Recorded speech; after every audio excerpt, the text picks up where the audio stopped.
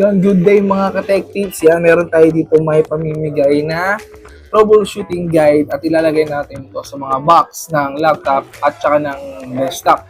Kung saan, pwede nyong i-scan itong mga QR code.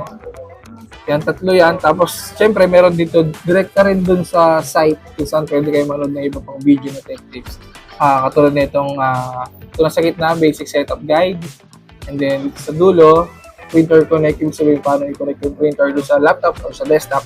Tapos dito sa likod, yan, nandito rin yung indication ng mga back panel ng computer ninyo kung saan nyo pwede ilagay yung katulad nga na itong HDMI, yung mga USB port, nandyan. And then,